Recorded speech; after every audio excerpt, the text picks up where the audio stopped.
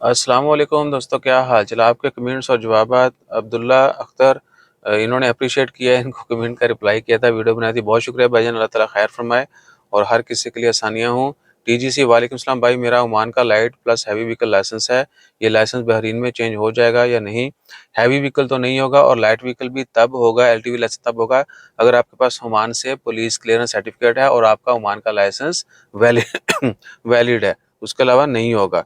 Light पुराना है, जितना मर्जी पुराना है, वैलिड होना चाहिए, पुलिस क्लियरेंस होनी चाहिए, तब चेंज होगा। पहले बोला टिकट करा लो, अब एम्बेसी का नहीं है क्या? अनवर खान, इनको आउट पास के मतलब शायद कुछ है कि जी एम्बेसी वालों ने बोला टिकट करवा लो, फिर जो है ना आपको आउट पास मिल जाएगा। अब बोल रहे हैं कि जी और वीज़ा के पैसे भी दो। भाईजान देखिए, अब बहुत सारे लोगों को आउट पास देने में, अगर तो आपको कोई इधर उधर का बंदा ब्लैकमेल कर रहा है तो वो गलत है। अगर आपका अरबाब मांग रहा है जी कि मैं आपको कैंसिल करता हूँ, आपको वापस भेज देता हूँ और आप पैसे दो वीज़ा के, तो फिर आपको कुछ ना कुछ ले दे के ही जान छुड़ाना पड़ेगी। ठीक है। नदीम नदीम बहुत शुक्रिया, इन्होंने दिल भेजे हैं। बुला बुला नसील क्या, ये उस्ताद जी कैसा नाम है? एनी हो, बहुत दिल है आपसे मुलाकात करने का। जी बिल्कुल, आप हमें मिल सकते हैं, हम तो हर वक्त अवेलेबल हैं। अनवारुद्दीन ईसा भाई, मुझे आप अपना नंबर शेयर कर दें, Insta Facebook same name ID है, वहाँ पे मैसेज कर दें और नंबर भी शेयर कर दीजिएगा। अब्दुल्ला साहब का बहुत शुक्रिया भैया, इन्होंने बहुत सारे कमेंट किए हैं अप्रिसिएशन के। और यूज़र हैं सर, तुर्की का विजिट वीज़ा मिल सकता है? कितने? तुर्की का विजिट वीज़ा की फ़ीस जो है वो 76 रियाल है और पाकिस्तानियों के वो भी धड़ाधड़ रिजेक्ट कर रहे हैं। ठीक है ना, तो आपने इंतहाई एहतियात से, अगर आपकी कुछ ट्रैवल हिस्ट्री है तो आपको मिल जाएगा, वरना एक बहुत कॉमन रिजेक्शन की रीज़न जो है ना वो है नेम बैन। जो लोग वहाँ पे इलीगल इंटर होते हैं उनके नाम शाम वो इमिग्रेशन लिस्ट में डाल देते हैं। यहाँ से सेम नेम का ईसा भाई डालेगा, उधर ईसा भाई बैन है, तो उन्होंने फौरी बगैर किसी तस्दीक के रिजेक्ट मार देते हैं। दोबारा आप उनको वो अपील करेंगे, ये है वो है, वैसे ही फिर महीनों महीनों रिप्लाई नहीं करती। ठीक है जी। तो आपने ज़हन में रखना है कि थोड़ी बहुत ट्रैवल हिस्ट्री है आपकी पहले किसी और 2-4 मुल्कों की, तो फिर आपको आसानी से मिलेगा। वरना तुर्की 100 में से 2 वीज़े दे रहा है आजकल पाकिस्तानियों को, बल्कि ओवरऑल पूरी दुनिया में ही ज़्यादातर जो वीज़े हैं वो रिजेक्ट ही हो रहे हैं पाकिस्तानियों के। इसलिए मैं बोल रहा हूँ कि पैसे जो हैं वो संभाल के रखें, नहीं समझते तो मेनू दे दो। कार्टून वालेकुम अस्सलाम भाई, 6 मंथ और 1 ईयर के वीज़ा ओपन हो गए हैं। ओमान के सभी वीज़ा ओपन है, किसी किस्म का कोई मसला नहीं है। अब का बड़ा दुखी है भाई, अल्लाह रहमत करे, इंशाअल्लाह ताला खैर, अल्लाह ताला खैर फरमाए।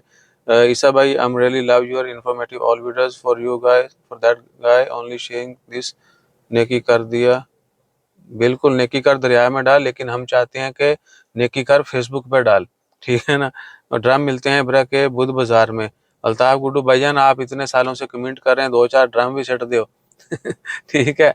या बताएं कि अगर मिलते हैं वहीं से ये सेम ड्रम, तो हम आपसे रब्ता करते हैं, इंस्टा फेसबुक पे आएँ और नंबर शेयर करें, आप लेके भेज दें, आपको पैसे भी शेयर कर देंगे।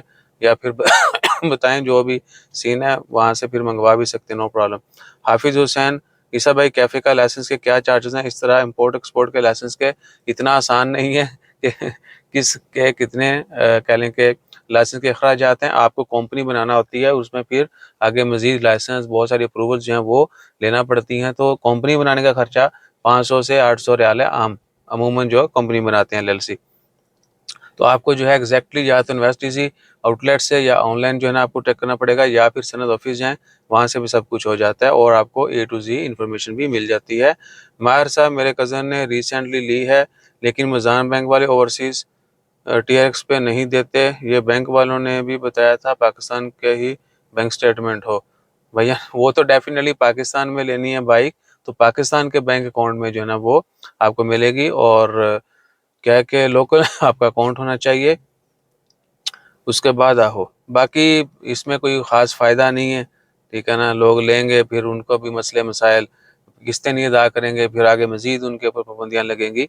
परदेसी मुंडा, अगर किसी के पास सऊदीया का एक्सपायर लाइसेंस हो तो वो नहीं होगा, उसको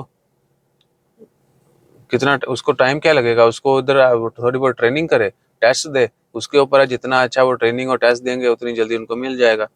और शहरोज़ अमजद, वालेकुम सलाम, need to know that how can single room for rent with when I first land in Muscat, what monthly rent? You should visit OLX or some other, online websites.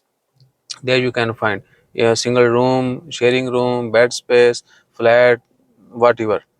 Single separate room for one person. It's up to you. If you can find, you will get it.